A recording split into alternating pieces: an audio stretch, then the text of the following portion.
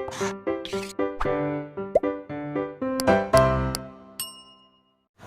प्यारे स्टूडेंट्स, कैसे हैं आप लोग। मैं अनुपम एक बार फिर से आप सभी का ब्लूप्रिंट डिजिटल चैनल के माध्यम से वेलकम करता हूं, स्वागत करता हूं और उम्मीद करता हूं आप सभी लोग स्वस्थ होंगे। स्टूडेंट्स, पिछली क्लास में हम लोगों ने सारणिक की हेल्प से, सारणिक और एडजॉइंट की हेल्प से किसी भी आव्यूह का इन्वर्स निकालना, व्युत्क्रम निकालना हम लोगों ने सीखा था। आज हम लोग उसी व्युत्क्रम को यूज करके, एडजॉइंट को यूज करके, सबसे मेन D7 आज का लास्ट डे है सारणी के अंतर्गत, और इसमें हम लोग सीखने जा रहे हैं सारणिकों और आव्यूहों के अनुप्रयोग। पिछली 5-6 क्लास में हमने जो भी सारणी के अंतर्गत और आव्यूह के अंतर्गत बातें सीखी हैं उसका हमारे दैनिक जीवन में या किस तरीके से मैथ के और विभाग में इसका यूज है वो हम सीखने जा रहे हैं, सारणिकों और आव्यूहों के अनुप्रयोग। और उसके अंतर्गत आव्यूह के व्युत्क्रम द्वारा रैखिक समीकरणों के निकाय का हल, और वो रैखिक समीकरण जिसमें तीन अचर पद हैं, आपको दिख रहा होगा यहाँ पे a1x + b1y + c1z = d1, a2x + b2y + c2z = d2, a3 ये वाले। इस तरीके के समीकरण को आज हम लोग हल करेंगे जिसमें तीन अचर पद होते हैं। लेकिन स्टूडेंट्स, वीडियो को स्टार्ट करने के पहले मैं हमेशा की तरह आप लोगों से रिक्वेस्ट करूंगा कि आप हमारे चैनल को सब्सक्राइब करिए, बेल आइकन का बटन हिट करिए, जिससे आप लोगों को नए नए वीडियोज मिलते रहें। Okay, thank you students. और चलिए स्टार्ट करते हैं हम लोग सारणिकों और आव्यूहों के अनुप्रयोग। आज का हमारा फर्स्ट और एक तरह से लास्ट भी और सबसे इम्पॉर्टेंट टॉपिक है आव्यूहों के व्युत्क्रम द्वारा रैखिक समीकरण निकाय का हल ज्ञात करना। तो हल ज्ञात करते ही कैसे हैं, उसका फॉर्मूला क्या है, वो सब जानने के पहले सबसे पहले हम ये आपसे स्पष्ट कर दें कि हमने 10th लेवल तक, 10वीं क्लास के स्तर तक हमने सिर्फ 2 चर वाले रैखिक समीकरण देखे थे, उसको हल भी किया था, x और y का मान भी ज्ञात किया था। लेकिन प्यारे बच्चों, आपके स्क्रीन पे दिख रहा है a1x + b1y + c1z = d1। यहाँ पे x, y, z ये तीनों अलग अलग चर पद हैं। चर आप समझते हो ना, जिसके मान चलता रहता है, जिसके अलग अलग मान निकलते रहते हैं, और एक नहीं, दो नहीं, 3 समीकरण है, फर्स्ट, सेकेंड और थर्ड। अब यहाँ मुझे x, y, z की ऐसी वैल्यू चाहिए होती है जिससे कि तीनों के तीनों समीकरण जो हैं एक साथ सेटिस्फाई हो सके, मीन्स वो मान फर्स्ट, सेकेंड, थर्ड सबके लिए निश्चित हो, सबके लिए एक जैसा बिहेव करे बेटे। और मैं आपको ये भी क्लियर कर दूं कि कई बार मैं मानता हूँ समीकरण के हल नहीं होते स्टूडेंट, तो वो भी सारणी की हेल्प से हम ये ज्ञात कर सकते हैं कि इस समीकरण का कोई भी हल नहीं है। उसे ज्ञात करने के लिए आपको सबसे पहले ध्यान रखना है, दिए गए समीकरण निकाय को ax = b से लिखा जा सकता है। यहाँ पे x कैपिटल है, a भी कैपिटल है। a की जो वैल्यू है, जो ये जो अचर पद हैं, सॉरी चर पद के गुणांक से एक आव्यूह बनेगा जिसको हम लोग a का नाम देते हैं। यहाँ पे आव्यूह a है स्टूडेंट, a1 b1 c1 देख रहे हो आप, a2 b2 c2, a3 b3 c3। और ये जो अवयव है कहाँ से आ रहे हैं, ये समीकरण में जो चर पद हैं उनके गुणांकों से आ रहे हैं। और x जो है वो प्रदर्शित किया गया है चर दो x, y, z, capital X को हम रिप्रेजेंट करेंगे small x, small y, small z, जिसका हमें मान ज्ञात करना है। और b means constant term d1, d2 और d3। यहाँ से स्टूडेंट हमें एक समीकरण मिल जाता है x = a इनवर्स b, जहाँ x के बारे में स्पष्ट हो गया है। x क्या है, small x, small y, small z। अब हमें a इनवर्स b ज्ञात करना होता है। और सबसे इंटरेस्टिंग बात ये है, यहाँ पे ये जो x है, इसका अगर मैं ऑर्डर की बात करूँ तो 3/1 का है। आप लोग जब a इनवर्स b को सॉल्व करोगे तो उसका ऑर्डर भी 3/1 का ही आएगा। वहाँ से हम इसे कंपेयर कर लेते हैं और फिर x, y, z की वैल्यू ज्ञात करते हैं। अब एक क्वेश्चन में पूरा करके दिखा रहा हूँ, उससे आप लोग को अच्छे से देखना है, समझना है, और फिर मैं उम्मीद करता हूँ आप पे सबसे इम्पोर्टेंट टॉपिक जो है वो ऑलमोस्ट क्लियर हो जाएगा। तो चलिए हम एक क्वेश्चन की हेल्प से, एक उदाहरण की हेल्प से आप लोग के लिए एक क्वेश्चन करते हैं। ओके, तो स्टूडेंट्स चलिए अब हम लोग सारणी की सबसे ज़्यादा इम्पॉर्टेंट बात, जिसके लिए पूरी सारणी, पूरा आव्यूह हमने सीखा है, उसका जो एक अनुप्रयोग है वो सीखने जा रहे हैं।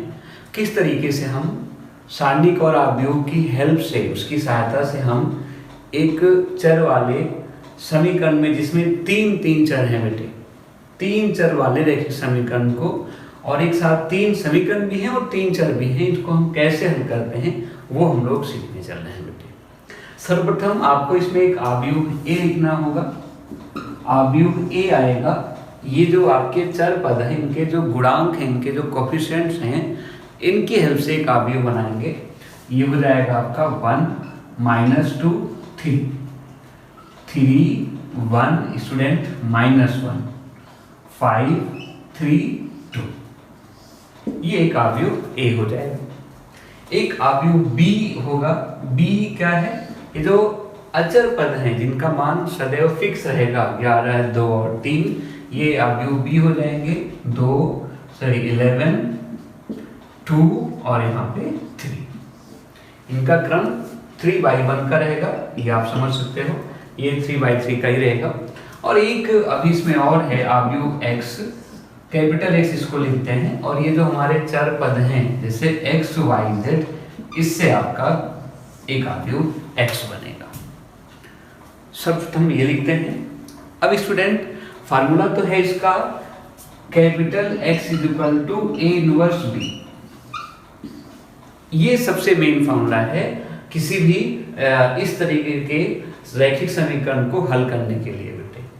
लेकिन इसमें ए इनवर्स ज्ञात हो भी सकता है, नहीं हो सकता है। आपने देखा होगा कभी कभी किसी आव्यूह का व्युत्क्रम आव्यूह संभव नहीं होता है, और वो कब नहीं होता है? जब इसके सारणिक का मान 0 हो जाता है। तो सबसे पहले हम कुछ भी काम स्टार्ट करने के पहले, एडजॉइंट निकालने के पहले, कोफैक्टर्स निकालने के पहले हम लोग डिटर्मिनेंट पे फोकस करते हैं। कहीं इसका डिटर्मिनेंट 0 तो नहीं है, डिटर्मिनेंट सॉल्व कर लेते हैं। अगर वो 0 नहीं है तो सब अच्छी बात है, आगे हम बढ़ते हैं।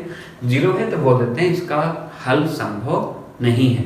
तो बस अब आ जाते हैं बेटे डिटर्मिनेंट ए। आप इसको सारणिक पहले बना लोगे, और सारणिक का मान देखते हैं बच्चे कैसे निकालते हैं, हम लोग पता है। 1 बाहर बेटे, ये पूरी रो कैंसिल, ये पूरा आपका स्तंभ कैंसिल बेटे। 2 -3 स्टूडेंट, फिर यहाँ -2, तो क्या बेटे आपका +2। देखते हैं ये क्या बच रहा है हमारे पास, 6 -5 6 -5 +3 कर लेते हैं बेटे। तो 3 के साथ में ये पूरा कैंसिल, ये पूरा कैंसिल, 9 -5। ओके, बस अभी देख लेते हैं बेटे। 2 -3 स्टूडेंट, यानी कि 5 ही कर लेता हूं इसको मैं एक साथ, ठीक है। 5 +2 × 11, बिकॉज 6 5 11, और plus student 3 × 4।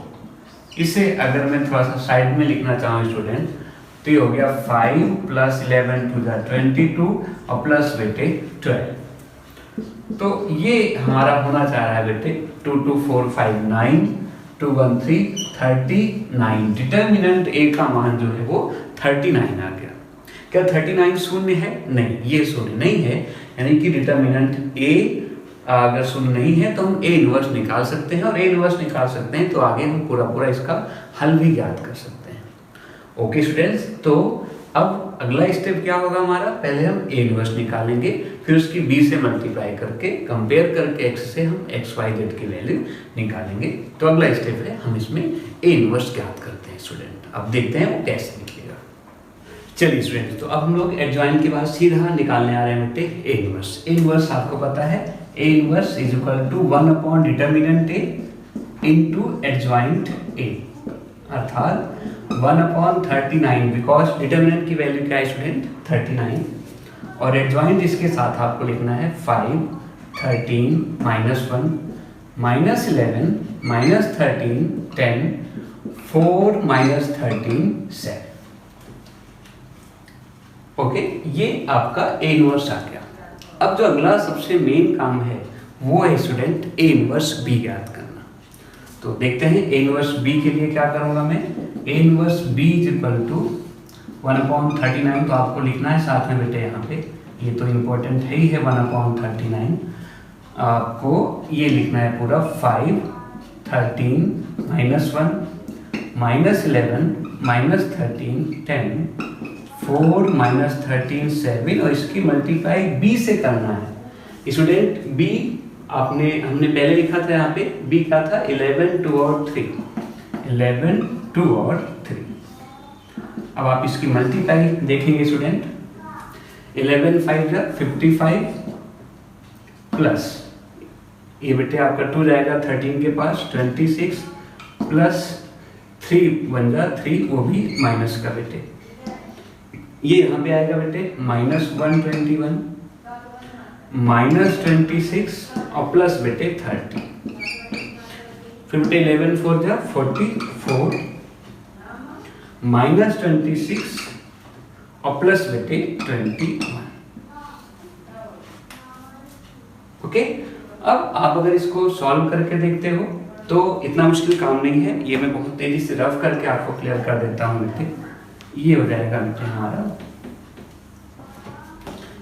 A inverse B is equal to A inverse B student, ये हो जाएगा हमारा 55 प्लस 26 माइनस 3, तो इसको चाहे बाहर भी कर सकते हैं 6 5 11 5 2 7 1 8 बेटे और माइनस 3 तो क्या हो जाएगा वो आपका 79 बेटे। देखते हैं 6 5 11 और 5 2 7 1 8 माइनस 3 करना है बेटे, ठीक है 11 माइनस 3 ये क्या बेटे आपका 8 और यहाँ पे 7 78। ऐसे ये बेटे देखोगे 6 1 7 2 2 4 और यहाँ पे -147 प्लस 30 करना होगा यहाँ पे, तो क्या आ जाएगा आपका 7 4 3 1 और बेटे 1 -117।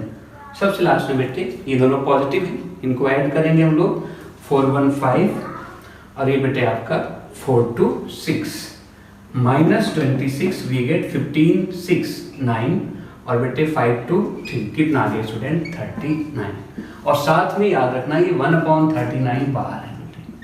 अब जब मैं 39 को अंदर लाऊंगा स्टूडेंट तो ये हो जाएगा मेरा 78/39 2 और 39 3 जा 3 9 जा 27 3 3 जा 9 to 11 बेटे, तो हो जाएगा -3 और ये 1/39 की जब 39 से मल्टीप्लाई करेंगे तो क्या आएगा बेटे 1। ओके बस 2 मिनट काम हो रह गया। सबसे लेंथी क्वेश्चन होता है बेटे, इसलिए इसमें थोड़ा टाइम भी लगता है। अब A इनवर्स B किसके इक्वल होता है बेटे, वो कैपिटल X के इक्वल होता है। A इनवर्स B की वैल्यू कितनी आई स्टूडेंट 2 -3 1 और x means small x small y small z। बस बेटे कंपेयर करने के बाद x is equal to 2 y is equal to -3 और z इज इक्वल टू 1। तो स्टूडेंट इस तरीके से हम लोग x y z की वैल्यू प्राप्त करते हैं। ओके अब मैं उम्मीद करता हूँ आप लोग को समझ में आ गया होगा x y z कैसे कैसे फाइंड आउट करते हैं। एक बार शॉर्ट फॉर्म में क्लियर कर दूं। फर्स्ट ऑफ ऑल आपको इस फॉर्मूले को ध्यान रखना है A inverse B is equal to x। जो चर हैं उनके जो कोफिशिएंट हैं उनसे जो एक अवयव बनेगा उसको आपका नाम A दिया जाएगा। सबसे पहले डिटरमिनेंट A निकालेंगे। कभी कभी डिटरमिनेंट A की वैल्यू 0 आती है, उससे हम लोग क्लियर हो जाते हैं कि यहाँ पे x y z की वैल्यू निकालना संभव नहीं है।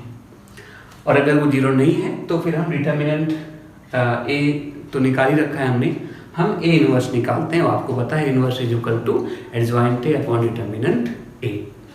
फिर A इनवर्स B की मल्टीप्लाई करेंगे, जैसा कि आपने देखा वो हमने करा बेटा। B क्या है जो कांस्टेंट्स हैं बेटे, और फिर A इनवर्स B की कंपेयर करते हैं कैपिटल X से, जिसका मान होता है अवयव में x y z ये। और चूंकि आपने दो अवयवों का कंपेयर करना, उनकी तुलना करना पहले सीख लिया है, तो अगर इनका ऑर्डर सेम है और ये अवयव बराबर हैं तो x is equal to 2 y is equal to -3 और z इज इक्वल टू 1। तो स्टूडेंट ये आपका एक बहुत इंपॉर्टेंट चैप्टर और उसमें बहुत इंपॉर्टेंट टॉपिक क्लियर होता है। आई होप आप लोग 3 चर वाले रैखिक समीकरण को भी अच्छे से सॉल्व करना सीख गए हो अवयव और सारणी के इस्तेमाल से।